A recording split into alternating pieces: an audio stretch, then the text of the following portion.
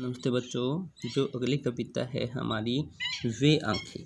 प्रसंग में देखो, वे आंखें कविता है और इसके कवि है सुमित्रानंदन पंत। हम इसकी सह प्रसंग व्याख्या पढ़ेंगे।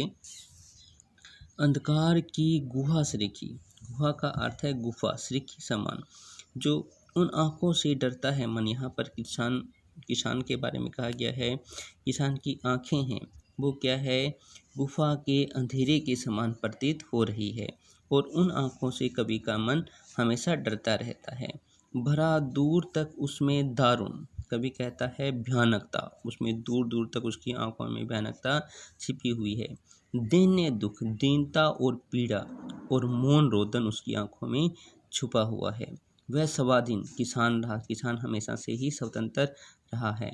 अभिमान भरा उनकी आंखों में, अभिमान गर्व से उसकी आंखें हमेशा भरी रहती है। छोड़ उसे मझधार, मझधार बीच में ही आज छोड़कर यह संसार उससे किनारा कर गया है।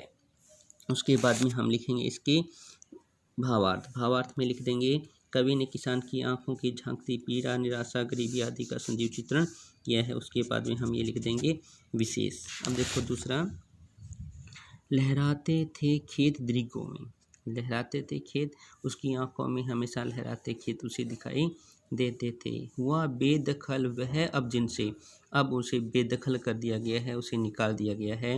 हंसती थी उसके जीवन की हरियाली जिनके तृण तृण से, खेतों की हरियाली के पत्ते पत्ते से उसके जीवन में हमेशा हंसी उमड़ती रहती थी। आंखों में घूमा करता वह उसकी आंखों का तारा, उसका बेटा उसकी हमेशा आंखों के आगे ही घूमता रहता था। अब क्या हो गया, कारकुनों जमींदारों की लाठी से वह जवानी में ही मारा गया। उसके बाद में हम लिखेंगे भावार्थ। किसान की दयनीय दशा का सजीव चित्रण किया है। उसके बाद में हम लिख देंगे विशेष। आगे देखो, बिका दिया द्वार घर, अब उसका सब घर द्वार बिक गया है। महाजन ने, जो जमींदार है, उसने ब्याज की एक कौड़ी भी नहीं छोड़ी। रह रह आंखों में चुभती वह कुर्क नीलाम हुए बरगो बैलों की जोड़ी, वो हमेशा उसकी आंखों में चुभती रहती थी। उजरी, उजरी का अर्थ है सफ़ेद गाय, उसके सिवा किसी को दुहने के लिए पास नहीं आने देती थी।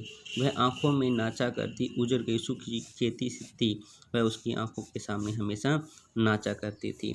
फिर हम लिखेंगे इसका भावार्थ। भावार्थ में लिख देंगे, महाजनों के अत्याचारों के नीचे पीसते किसान का मार्मिक चित्रण किया है। फिर हम लिख देंगे विशेष। फिर देखो आगे, चौथा, बिना दवा दर्पण के धरनी पत्नी, बिना दवा के बीमार हो गई थी, बिना दवा दर्पण के वह सवरक चली गई, मर गई। आँखें आती भर, उसे याद करके उसकी आंखें भर आती थी। देख रेख के बिना दूध मुई, छोटी सी बच्ची बिटिया 2 दिन बाद ही मर गई। घर में विधवा रही पतोहू, उसका बेटा पहले मर गया था। पतोहू पुत्र वधू थी, लक्ष्मी थी, वह लक्ष्मी थी यद्यपि पति घातिन, समाज के द्वारा माना जाता था भी पति घातिन है।